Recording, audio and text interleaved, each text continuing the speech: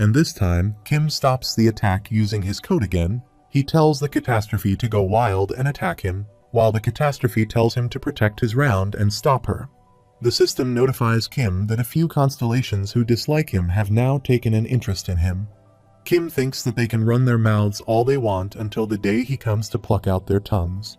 The system notifies that the constellations, the Scribe of Heaven, and the Prisoner of the Golden Headband are watching him, and the constellations of war are paying attention to his bravery. Everyone is busy fighting the monsters, and Yu slashes the catastrophe. She kicks him in the head, and Kim appears from behind Yu and cuts off her arm. The system notifies Kim that the constellations of war are praising his willpower. Kim is shocked to see that she furiously attacks them using a huge blast.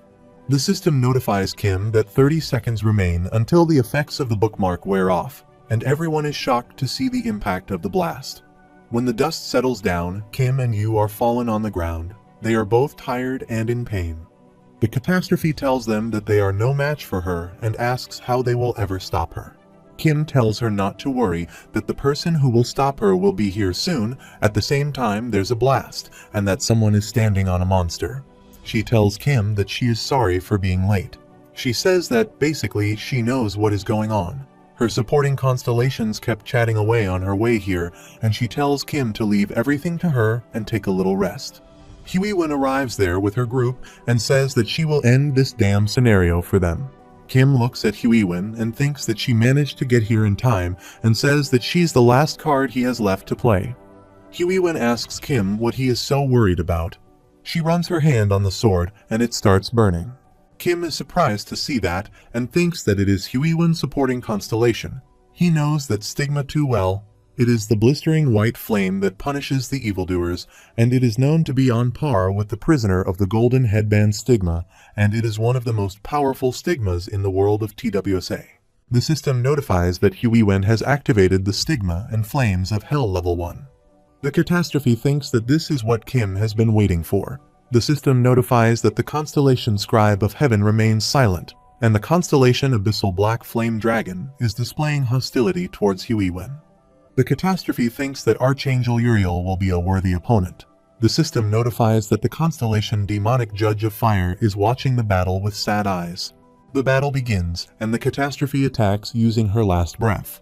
Huiwen swings her sword and attacks using burning white flames. Both attacks collide, and the buildings are destroyed by the impact.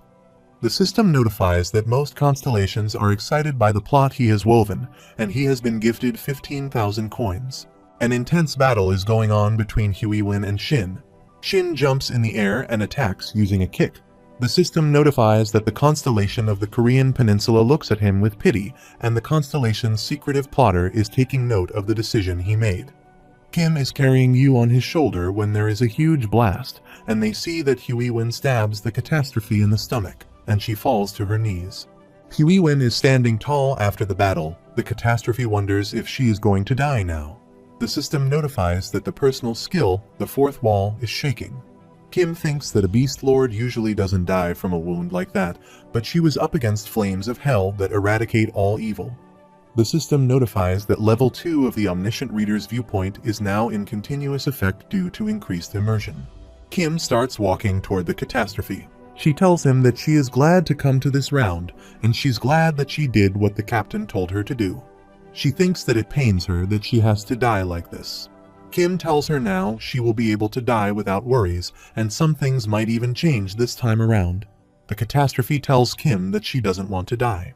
The catastrophe asks the Docubai if it is okay that she went on a little dramatic rant since she is about to die now and said that they have put on an excellent scenario. The Docubai is speechless. The system notifies that a few constellations nod in agreement, and some constellations are voicing their dissatisfaction. Yu comes near her and asks if she is leaving. The catastrophe starts smiling and says she guesses so. Yu tells her that she doesn't hate him enough. Kim wonders why Yu is acting like a total prick up to the end. The catastrophe is thinking that there's something she desperately wants to hear from Yu. Yu says that he wants to ask her something, and she asks what it is, and she wishes that she could hear it even if it is just once. Yu asks Shin who is the demon that helped her cross between worlds. She is surprised to hear his question and starts smiling. She says that to the end, Captain is so predictable and thinks that Yu has not changed at all. Yu asks her to tell him his name. She thinks that is the reason why she looks up to him. Shin asks if he has heard of the Demon of the Horizon. Yu replies that he knows that name. She tells him that he will see him too if he is lucky. Shin tells Yu that he shouldn't try to fight the demon because he will never be able to defeat it, no matter how hard he tries. Shin and Yu look at each other and talk to each other without saying a single thing. She says, "Goodbye, Captain." Yu says that she did well, and she says that she will leave the rest to him. Yu tells her to rest now and promise that he will avenge her. Kim thinks that they don't need to speak the words out loud. They already know each other so well. The catastrophe looks at young Shin and says that she is pretty. She thinks that she's jealous. The system notifies that the demonic judge of fire closes her eyes, and the constellation prisoner of the golden headband lets out a sigh. Kim starts walking towards the catastrophe and sits down in front of her. He places his hand on her shoulder, and suddenly his eyes turn yellow. The catastrophe is surprised to see that and asks if he is sure and says, "But why?" The catastrophe turns to dust in front of everyone's eyes. Kim clenches his fist and looks up in the sky. Shin has tears in her eyes as she asks Kim if she is indeed dead, and if there isn't a way to change this. Everyone has tears in their eyes. Jihai looks at them and asks why they are all crying. She says that they are going to make her cry too. Yu is staring at the Dakibai in the air. Bihyung tells the mid-grade Dakibai to end the scenario. He looks furious, and Bihyung tells him that if he doesn't do it, then Bihyung will do it himself. The system notifies that the fifth main scenario has come to an end, and the rewards are being calculated. The sun starts rising, and everyone takes a deep breath and starts to take some rest. Shin looks at the mid-grade Dakibai and says that she will kill him with her own hands, and Kim tells her to wait. Suddenly, there's lightning in the air. Kim looks at the sky and sees some unknown creatures appear. He thinks that they are the Dakibai enforcers. The Dakibai Paul is speechless to see them. He gets trapped in a spell and asks what is the meaning of this.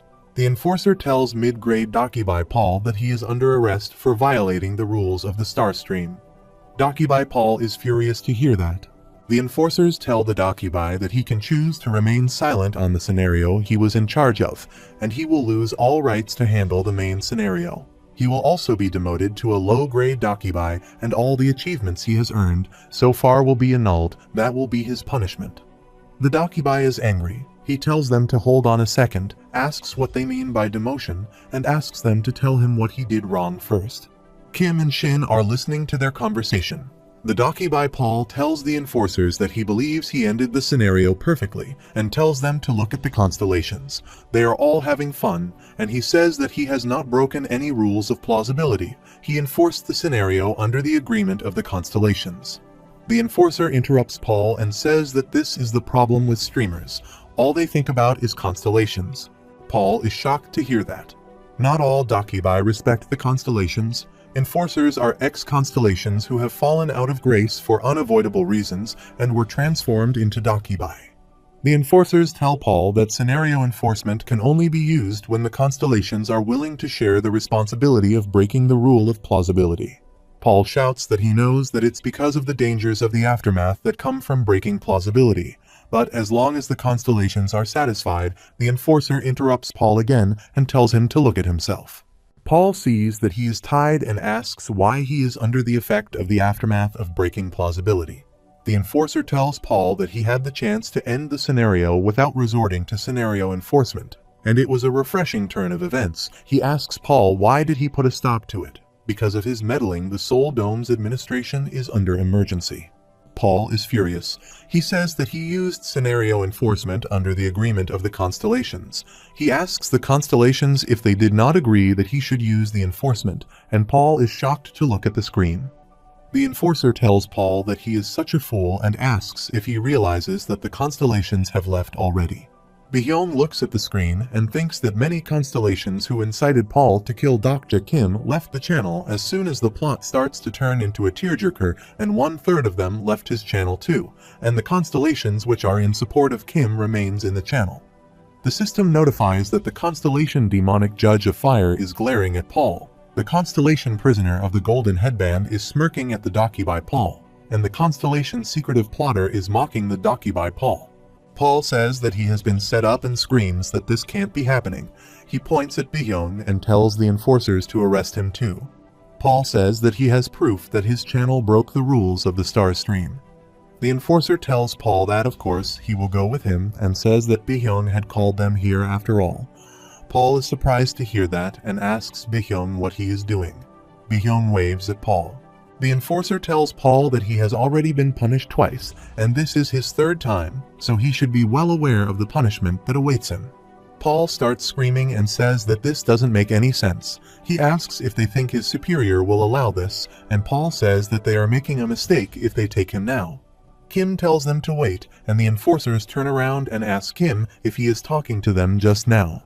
Kim messages Byung to give him 100,000 coins and upgrade him to a platinum member of the Dakibai shop. Byung asks what. Kim tells him to just do it. Byung is busy on the screen. The enforcer asks Kim why he calls them. Kim tells them that he wants to use a private meeting with Dakibai. They are surprised to hear that and tell Kim that it is reserved for platinum members or above. Suddenly, a platinum screen appears in front of Kim. The enforcers ask how an incarnation is a platinum member, and Kim asks them if he qualifies for that now. The enforcer asks which Dakibai he would like a private meeting with. At the platinum level, he can choose any mid to high grade Dakibai. Kim interrupts them and says that there's no need for that. Kim tells them that they have the one he wants to speak with. Paul is surprised to hear that. Kim tells the enforcers that he would like a private meeting with the mid-grade Dakibai Paul. The enforcers are surprised to hear that. They start smirking and tell Kim that they will permit the private meeting with prisoner Paul. The system notifies Kim that his private meeting with Dakibai Paul will begin now. They are both teleported in a circle. The enforcer tells Kim that he has 20 minutes. Paul asks Kim what scheme he is trying to pull now and asks if he is trying to mock him. Kim tells Paul that he knows he is defenseless right now. Paul starts smiling and says that he knows what Kim wants from him. He tells Kim that he wants to avenge the death of the catastrophe. Paul tells Kim to go on and kill him. He says that he doesn't know how Kim learned about private meetings, but they can't kill each other while they are here, no matter how hard he tries. Suddenly, Kim punches Paul, he hits the circle and starts bleeding from his face. Paul is furious and asks Kim how dare he. Kim tells Paul that he can't kill him, but he can still beat him up. Kim tells Paul that he is sure that he has never been beaten like this before as a Dakibai, and he has never felt pain like this before. Paul tells Kim that he is making a big mistake. There are special rules set in place for people like him who exploit private meetings. The system notifies Kim that he has harmed a Dakibai in the private meeting space, so 500 coins have been deducted as a penalty. Paul tells Kim to go on, foolish human, and take his best shot with the little coins he has as an incarnation. Kim asks Paul just how many coins he thinks he has right now, and how could a regular incarnation have become a platinum member. Paul is scared to hear that. Kim starts smiling and tells Paul that he has a lot of coins he earned, and thanks to him, the system notifies him that the coins in his possession of Kim are 2,05,902. Kim thinks that this is the first of the promises he has to keep. Kim remembers that he promised the Catastrophe Shin that he was going to beat that damn Dakibai to a pulp. Kim starts kicking the Dakibai Paul, and the system notifies them that 500 coins have been deducted as a penalty. Paul tells him to stop and says that this is utterly pointless. Doing this won't bring back his dead friend. Paul tells Kim that he exists outside of the scenarios and says that he can't earn any coins doing this. There's nothing to gain from this. Kim says there he goes going on about that damn coin again. Kim says that he is doing this because he has nothing to gain from this. Kim tells Paul that he only thinks about gains and losses, but humans find the purpose of life in pointless things like this. The system notifies Kim that the Constellation prisoner of the Golden Headband is excited by the plot twist that has never been seen before, and he has been gifted 500 coins. Kim looks at the screen and says that he is not putting on a show this time. The system notifies that Kim has returned the 500 coins he was gifted. The system notifies that the Constellation prisoner of the Golden Headband is flustered and secretive plotter is intrigued by his actions. Kim grabs Paul by the collar and lifts him in the air. Paul starts begging for his life and says please spare him. The system notifies that the Constellation demonic judge of fire is touched by his actions. Kim tells Paul that he better answer his questions if he wants to live, and he asks where Shin's soul is right now. After some time, the circle starts disappearing, and the system notifies that the private meeting with Docubai Paul has ended. Paul is beaten to a plum by Kim. The enforcer starts laughing and says it looks as though he has already been through a lot, even before his punishment begins. Kim comes back to the ground and puts his hand on Shin's head. He messages Bihyung and asks if he bribed the enforcers. Bihyung replies, of course, but tells Kim that he has spent too many coins just now. Kim replied that he still had a lot left. Kim looks up and thinks that just as he expected, the demons handed the Docubai Beast Lord Shin, and the contract fell into the hands of the demons during that transaction. Kim remembers his private conversation with Paul in the circle. Paul tells Kim that he doesn't know where her soul is. He tells Kim that because he borrowed the power of the archangels, their contract with the demons was nullified. Paul starts laughing and tells Kim that he will never be able to find her because her poor soul has now entered the labyrinth of the world. The enforcers are taking Paul back through a portal. The system notifies Kim that the calculation of the additional rewards has been delayed due to a scenario error. Bihyung looks back and messages Kim that he won't be able to contact him while visiting the administration. While passing through the portal, he glares at Kim and says that he will leave the channel open, so try not to cause any trouble while he is gone. Kim thinks that is good news. Now, there isn't anyone who will object to what he's about to do next. The portal disappears in the sky. Kim looks at Sangha and asks her if she could summon Lover of the Abandoned Labyrinth. Kim thinks that before Shin died, he promised her a few things using the skill sentiment of the Beast King. He told her not to worry and she wouldn't die. She asked what he meant, and Kim told her that he would help her so that she can be revived. He has done it twice already, and it is not as bad as she thinks. He doesn't know how long it will take, but as long as she doesn't give up, he promised that he will bring her back to life. Shin started crying. Kim wonders if Shin's soul has entered the labyrinth of worlds, then it will be impossible to bring her back to life. He thinks that there's still a chance he could retrieve her soul. No matter what world a soul comes from, all souls pass through the afterlife when leaving this world, and the constellation involved with the afterlife, which he can strike a deal with, is Olympus. Sangha is currently summoning Olympus. Kim looks at her and says he wants to make a deal with Olympus, so he wants a meeting with the king of the underworld. Kim thinks that it is time for him to keep his second promise. Sangha opens her eyes after some time, and she looks sad. Kim asks her if she could tell him what her supporting constellation told her. Kim wonders what harsh things they have said for her to look this sad. Sangha replies that she told her that the father of the rich knight isn't someone she can call upon, and Kim thinks that is the nickname for one of the big three of Olympus, Hades, and the king of the underworld. Kim thinks that Ariadne is only a historical constellation, so Hades must be too high of a rank for her to call upon. Sangha asks Kim if that is even possible. Kim thinks that she must have realized that he is trying to revive Shin. Kim thinks that it is impossible to revive someone who died in principle. If one could do that without any penalties, then you wouldn't have needed to regress every time he died. Kim tells Sangha that he is sorry, but he can't tell her everything else for now. He thinks that he can't reveal his plans while the constellations are watching, and many constellations hate him in this scenario. Kim thinks that he has already made his move. He just needs to wait for them to take the bait. A Docubai appears in the sky. He looks nervous as he is sweating and shaking. He says that his name is Yongi and he will be taking over the reward calculation. Docubai Yongi says that he will now calculate the additional rewards for the fifth scenario. He tells everyone that he just gave them the most common healing potion used in the star stream. The system notifies them that they have received Elaine Forest Essence. Yongi tells everyone that even if they are seriously wounded, they will be able to heal themselves by drinking this and going to sleep, so they must use it where they can be sure that it is safe. Everyone is holding the potion in their hands. Kim thinks that he has never seen such a polite Docubai. It is almost unnerving. Yongi says that the additional rewards given to major contributors will be handled later tonight. Good job and good luck in the next scenario. At night, the system notifies that the additional rewards given to major contributors of the fifth scenario will be a B-grade skill, and the major contributors are Dokja Kim, Huiwen, and Yu. Kim is looking at the screen and says that he finally got his hands on this skill. The screen displays that Kim can choose to accept the B-grade skill, Lie Detection, as his reward. Kim thinks that he had a hard time until now because he didn't have a lie detection skill. Kim clicks on yes, and the system notifies him that a lie detection skill has been added to his skill list. Huiwen is also looking at her screen. She is wondering what she should pick. Kim asks Jihai if she knows where you went, and Jihai says that he went somewhere with Xiaohua. Jihai starts smiling and tells Kim that she doesn't think they're in the kind of relationship he presumes them to be in.